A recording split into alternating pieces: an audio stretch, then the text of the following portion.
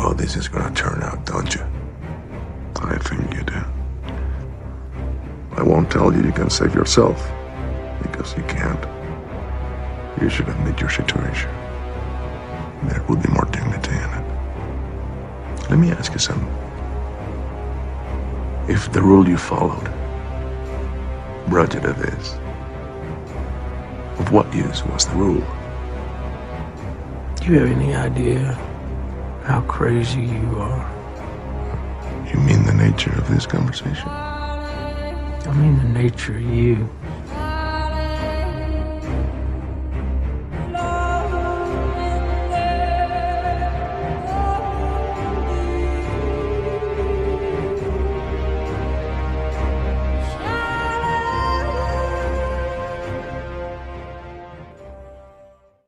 What is up, YouTube? Live via satellite here, and today we are talking Kingdom, manga chapters 599 and 600.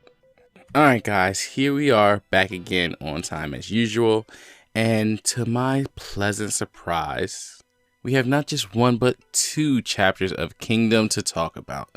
And boy do we have a lot to talk about, because it has been an interesting couple of chapters to say the least. So I'm not going to waste any more time, guys. Let's just jump right in.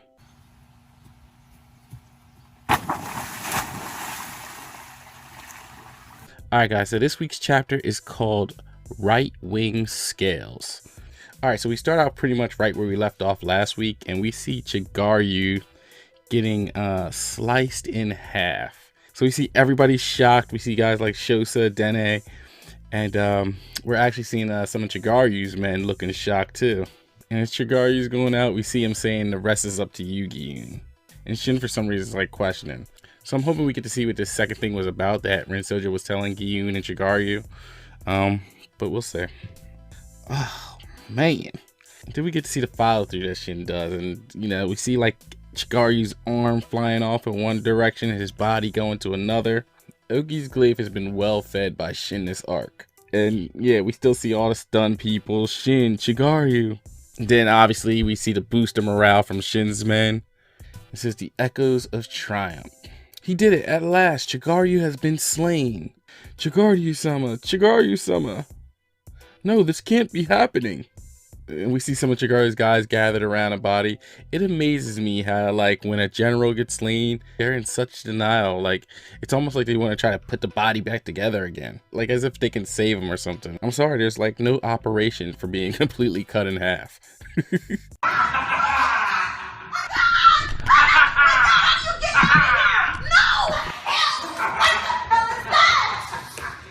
Alright, so we got Dene.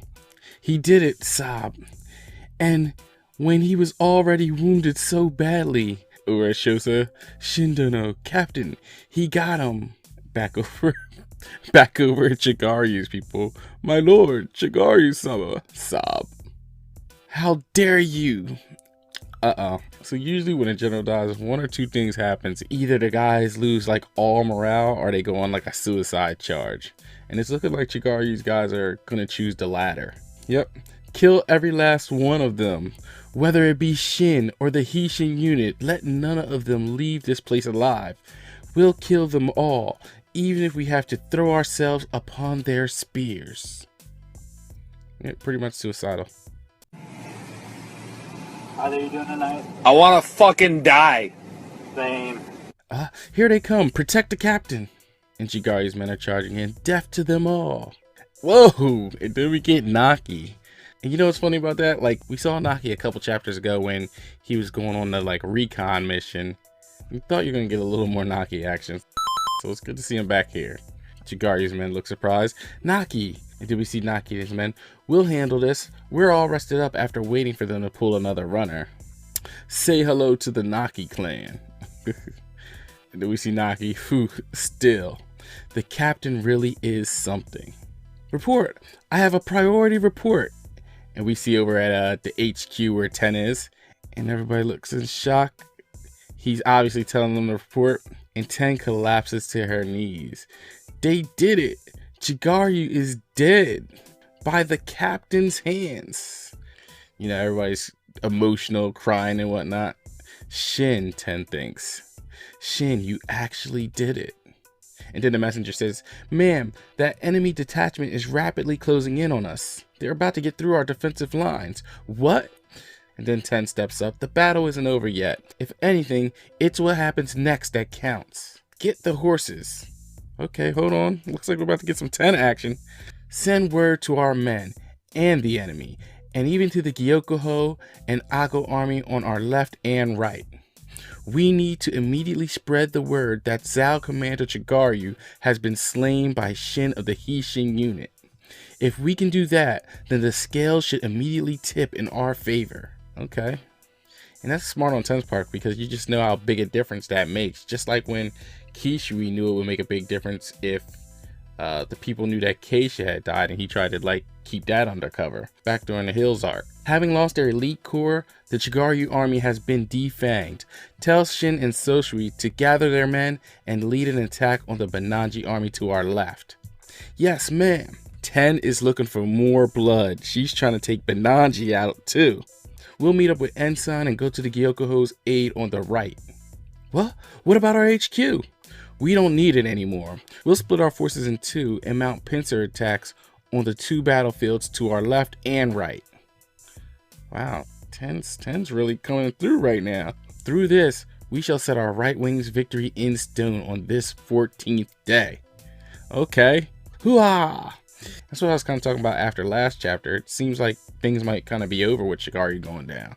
Ha-ha, you fool! You fell victim to one of the classic blunders. Okay, so then we get the narrator. First news of Shin slaying Chigaryu would spread across the Hishin unit's battlefield. And we see N hearing it. Shin don't know actually. Sniff. Yes, yes. Then we see the rookies getting the news. What? They did it, really? Yeah, there's no doubt. Kanto with Sugen. Sir. Yeah, Sugen says. He did it. Ah, we see Shosalea there. They've done it, Shosa-san. Man. And then we see followed shortly by the two others on the left and right. And we see Banyo. What? You're certain? Yes, sir. They definitely said that Chigaryu has fallen to Shin of the Hishin unit. What? It's like this was their plan, but everybody's so surprised. Nobody was expecting the Shin to come in clutch. Come on, guys. Then Banyo says, Shin, you really are. Time and time again, we've believed you finally met your match, and yet you never failed to. Hear that, men? Chigaryu is dead. The man who could be considered Zao's left-wing commander has been slain. Not only that, but the Hishin unit is also riding to our aid. This is our signal to push them back. Hooah! And then we see Bananji. What? Chigaryu is already dead? Yes, sir. Furthermore, we've a report that the Hishin unit is stampeding towards our battlefield here. What? And then we see over at Houken and his men. They did it. They actually pulled it off. And Houken, Gigi, excellent. Pass on to Standing Commander Danza that we should have our main force push up as well. Yes, sir. Then we get a map on the next page. I'm the map, I'm the map, I'm the map, I'm the map! Houken and Karyo 10 were acting completely in sync at this moment. That's interesting. Seeing as how Bananji was now the only remaining Zao commander to still be in fighting shape, his army was marked as prey. Karyo 10 dispatched Shin together with many of the Hishin unit's heavy hitters to launch a flanking attack. Houken quickly picked up on this and mobilized the Ako army to launch an all-out attack to pincer Bananji between them. And with Standing Commander Danza acting as a tailwind upon their backs, the Ako army would demonstrate a very mighty showing indeed. Then we get Commander Danza. Now is the time to show them the might of the Ako army, first amongst the armies of Osen. Forward, men of Ako, we shall seize this victory. I really still can't believe Akko's knocked out. I mean, Gyun woke back up, Kyokai got back up. I wouldn't be surprised if Ohan starts stirring before Ako wakes up. Then we see the Ako army moving out in the names of Osen-sama and Ako-sama. Whoa! And you know what, man? We start to see that it's getting pretty dark outside. Like, they normally don't fight too late into the day. We see all these forces pretty much colliding with the Benanji army. Oh, and then we see Benanji face to face with Houken again. Acting as a distraction, Houken stuck to Benanji like glue and was able to keep him locked down, though at great cost of his men. But during that time, caught between the powerful pincers of the Houken unit and Akko army, and we see Shosi and acting commander Danza arriving, the soldiers of the Benanji army found themselves swiftly cut down one after another. And this scene would continue to play out until the sun finally set.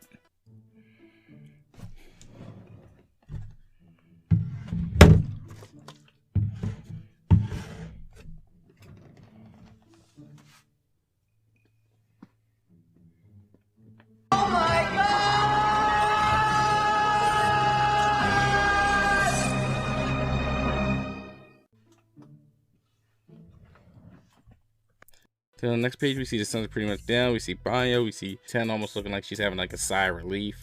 And we just see all the forces going crazy. We did it! Celebrating and everything.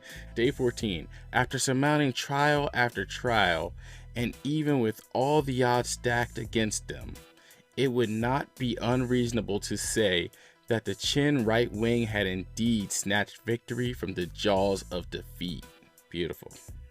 And then, back to Osen. Osen and Riboku. Then we see Kane, Fute, and Riboku. Naturally, this news would also reach the ears of the commanders, Osen and Riboku. The battle between these two men, which had all started with a fake supply line, was at long last. Then we move to the next page. Boom, boom, boom. Did I miss something? Hold on, let me go back. I might have missed a page or something. Then we see both their eyes looking. But I would think Riboku would be a little more shook. But the one thing Riboku still doesn't know about is the food being burned. But before welcoming this final day of battle, there would be one more significant event to occur on this 14th night. And we go like to the Houken unit's camp. We see them all gathered around. And this little group here is probably like Shosa's men, still like crying about Shosa. And then we see Kyokai laying down, and I'm pretty sure she's knocked out. She's got like those exhausted bubbles around her. They always show those bubbles when people are like exhausted. And then Kyokai's kind of startled. And then you see her like reaching for her sword. Riboku did something. Riboku's gonna do a night attack. Who is this guy? Oh, we're back at the left wing. Gramps, I'm gonna go swing by Rikusen's camp. Thanks to Shin's efforts, we can expect to be making some big moves tomorrow too. Yes, sir. This rabbit that Danta caught will be finished very soon, though. Ha, I'll get back before it grows cold. Alright, so is a significant thing gonna happen on the left wing? Because we haven't seen Moten in a while. Like a long time. Be careful out there. Got it. Did we see Gramps looking on? You've really done well this time, Shin. You really are. Then we see this rabbit cooking. Like, Moten's even eating good. Jeez. Out of the past 14 days, this is the happiest Moten-sama has ever been. You can tell from the sound of his horse's hooves. That's because Moten's not a hater. Like when Ohan wakes up and finds out all the destruction that Shin's been causing, he is gonna be pissed.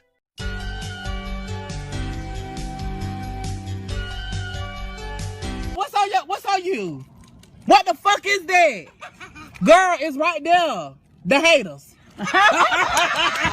Hey, what's on your shoulder? Get it. The haters. Get them out for you. That's the adjutant for you. And we see even the adjutant like breathing in some fresh air. But I have to say, first the 6 generals, Shin truly is blessed by good fortune.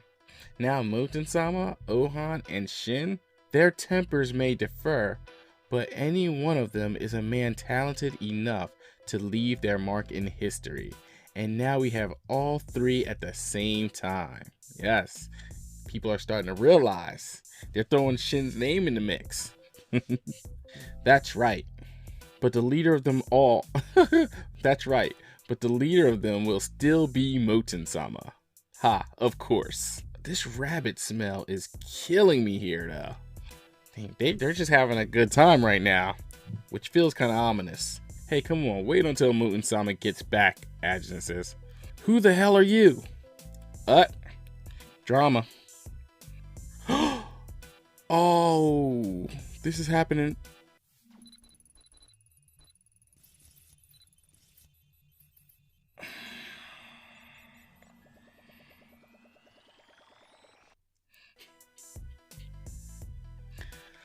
This is so dangerous.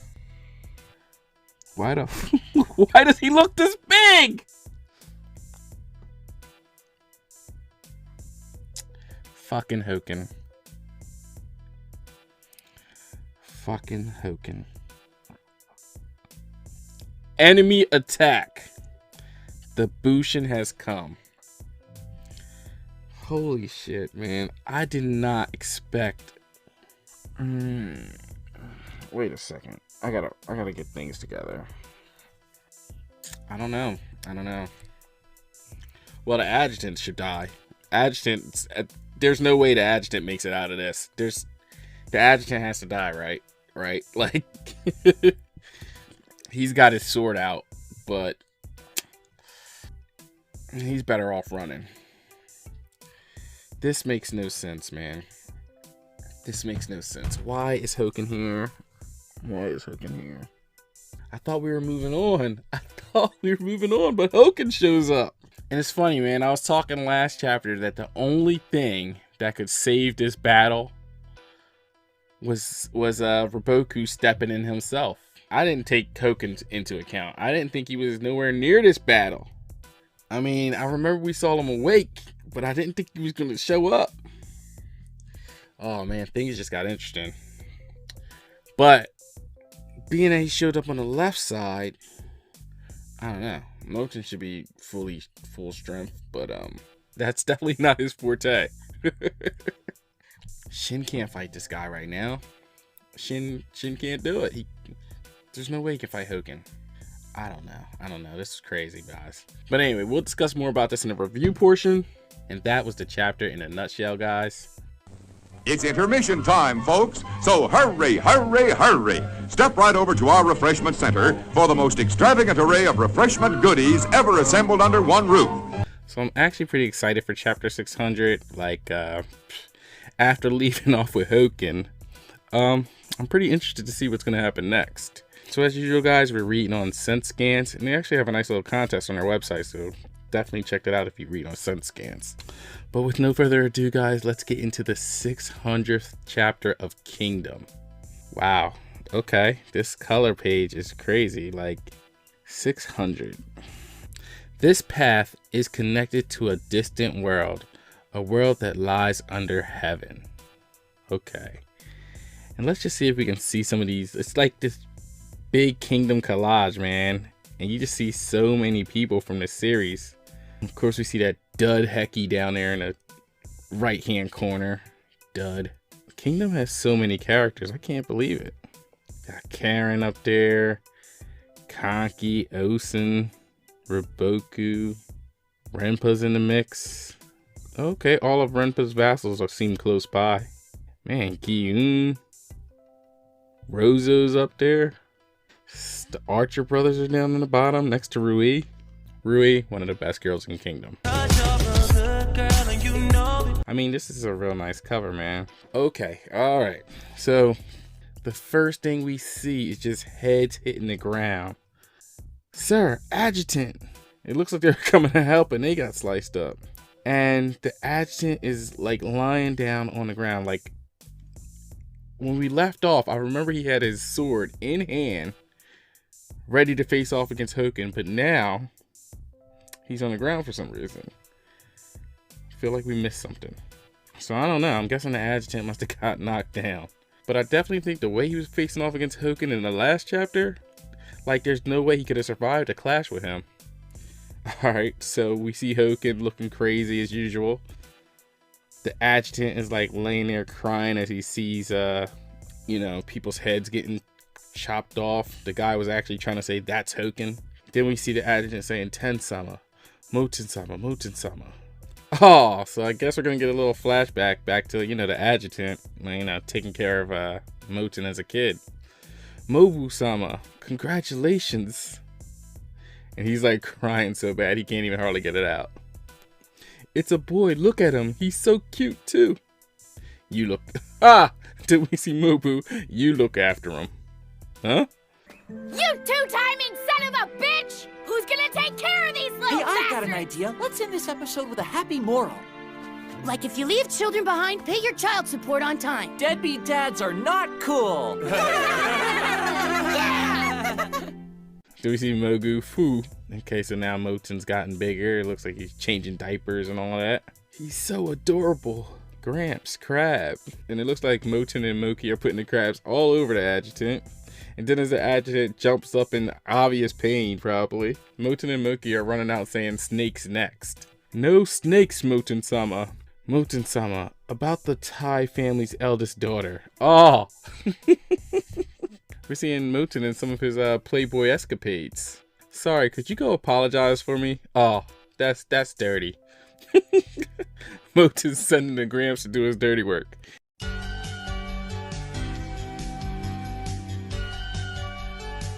I think we should break up. It's not working. It's not working. I think we should.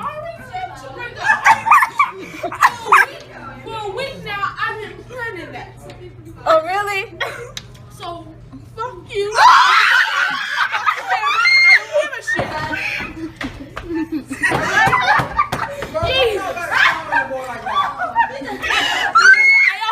Crystal, you a hoe. Me? Sorry, Gramps. Love you. Then we see Moten saying, thanks for always watching out for me, Gramps. When I get kids, you'll be the first one to carry them in your arms. I love you, Gramps. And we just see him tearing up, and it's looking like his eyes are closing, and you can actually see some blood on him. So maybe he did get injured in a fight with Houken. But as it's blacking out, we see, no, not yet. Moten-sama is going to come back when he notices. Oh, no. Gramps. Chill, Gramps. Oh, so he stands up. I have to drive this man away before that happens. R.I.P. So we see the adjutant just standing up, and like the blood spurting out of him, you can obviously tell that he did face off against Houken. This is actually an accomplishment that he was able to survive. Okay, hey, sir. He's making his way toward Houken, and as Houken's still taking heads out left and right, we see his sword dragging. So he walks right up to Houken and just stabs him? Wait a second. Bullshit! Was he so insignificant that Houken didn't even notice him or something? Oh, he noticed. So Houken turns around. What the? How? He actually managed to stab him. He managed to wound Houken. Then Gramps says, "Be gone, you Bushin," or whatever nonsense. Then you see Houken's just glaring at him. So he pulls the sword out, spurt. No, stop! Moten-sama, being able to meet you brought Gramps so much joy in this life. Stop him! Thank you. Then we just see Houken slice him clean in half, it looks like. Adjutant! Moten is not going to be happy about this one. Okay, so the next page, then we see Moten, and it looks like he's with Rikusen, I believe his name is. And this is like the first time we've seen him without his helmet. He's got a pretty weird hairstyle. Probably better to keep the helmet on. Michael? Well, Larry, it's a big deal because for the first time anywhere in America on August the 3rd, Missouri voters are going to have an opportunity to vote whether or not they want to opt out of the new federal health care reform laws. And then Moten turns around and it looks like he's noticing something, and Rikusen said, "Is something the matter?" "No, it's nothing. Let's continue." So it looks like they're doing a battle plan for the next day. Sure. "No, I'm going to head back to the HQ and have a look." Huh? Now in the middle of the night, it looks like we're going back over to Riboku's side. "What did you say? Houken-sama has come here." "Are you sure?" "Yes, sir. Our reports say he suddenly appeared at the Chin Left Wing's HQ, wiped out a small garrison there, and vanished again." "Huh? What in the..." The Chin left wing attacked by one man? One of the three greats? Aye, that's the sort of man he is. You didn't know? Nonetheless, for a member of the three great heavens to show up at this crucial time is a huge boon. But didn't they say he disappeared again? Yeah, he's not too reliable.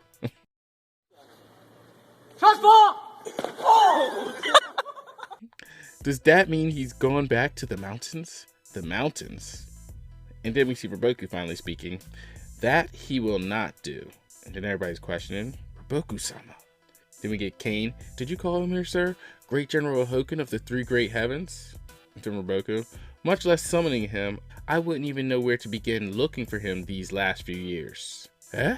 And as we're seeing Houken like moving through the trees, Roboku continues, he seeks closure. It would appear that all the pieces have been assembled, Kane. Yep, yes, sir. So obviously Roboku's going to use this to his advantage somehow, huh? Zhao left wing. So now we're back over with Gyun and them. Did Garyu say anything in his final moments? No, nothing, one of the soldiers says. Then another says, no, I heard him say something very faintly. And as everybody else is questioning, he continues, with his dying breath, he said to Shin of the Hishin unit something like, the rest is up to you, Gyun. And even though everybody else is questioning, we see that Gyun obviously knows what this means.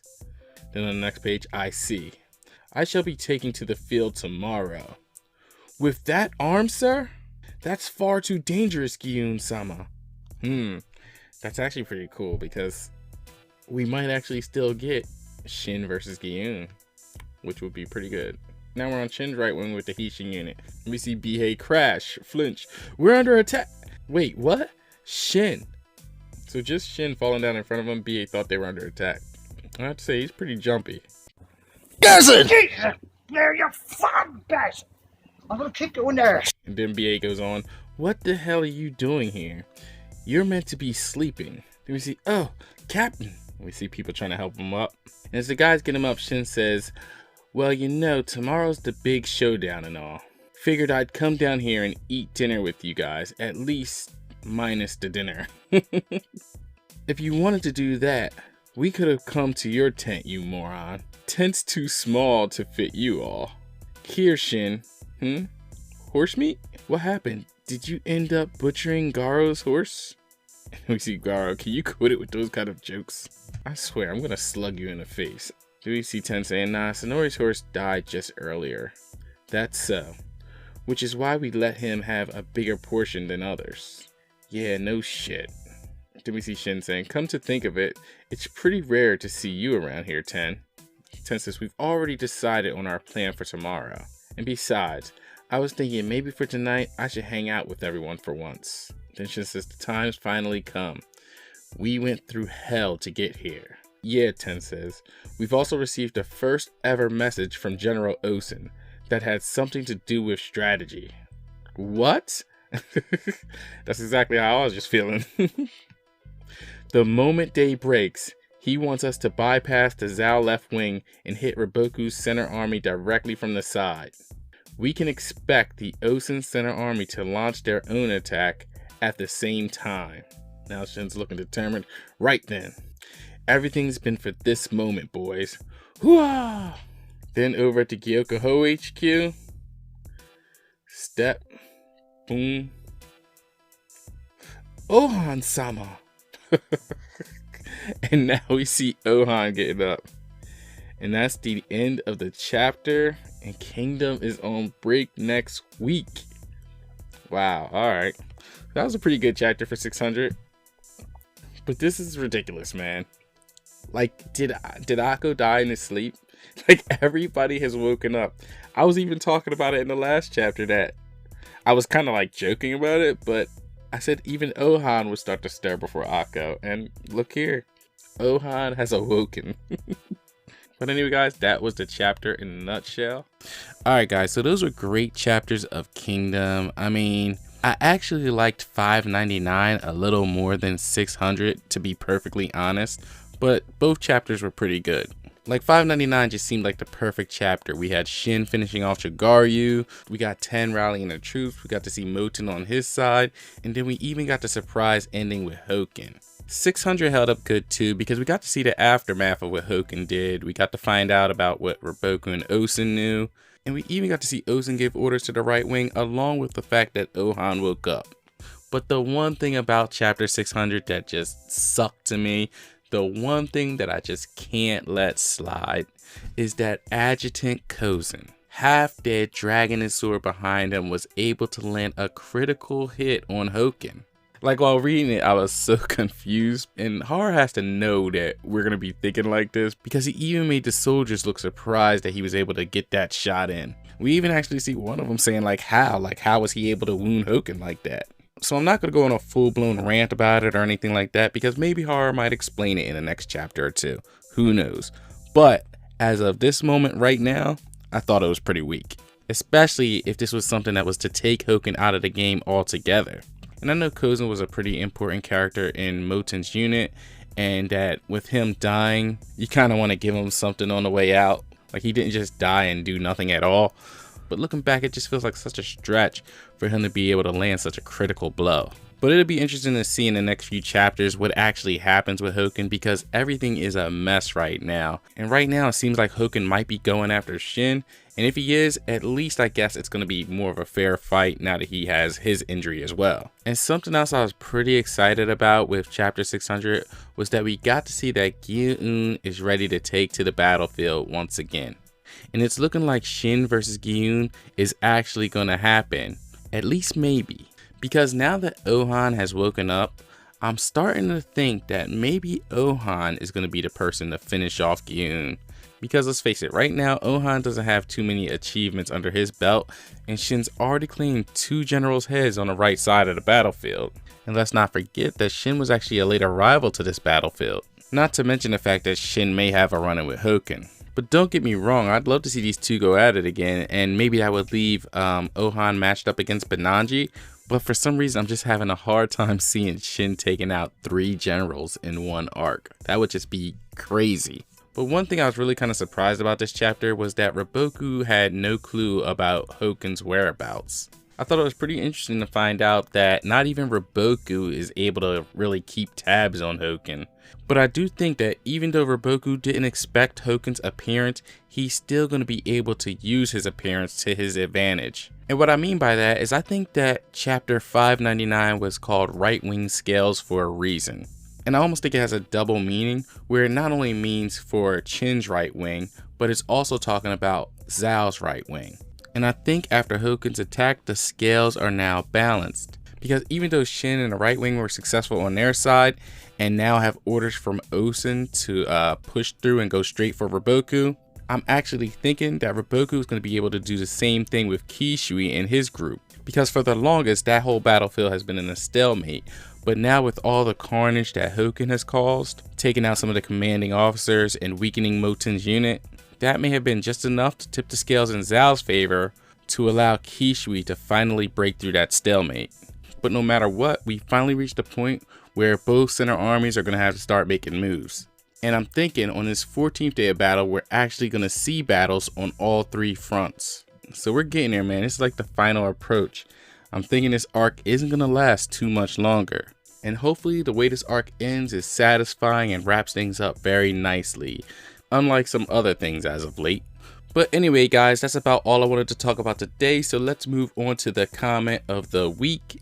And this week's comment comes from John Smith, and what he has to say is 600 chapters through Shin's perspective. If this was Heki-sama's story, he would have united China in 200 chapters. You guys all know how I feel about Heki, but if you forgot, here's your reminder. I'm the trash man, trash man, trash man. I'm the trash man, trash, trash, trash, trash, trash, trash. But anyway, guys, that's it for this week's review. Let me know what you guys thought about the chapter in the comment section below. Please leave a like if you enjoyed the video and feel free to share, comment, and subscribe. Peace out.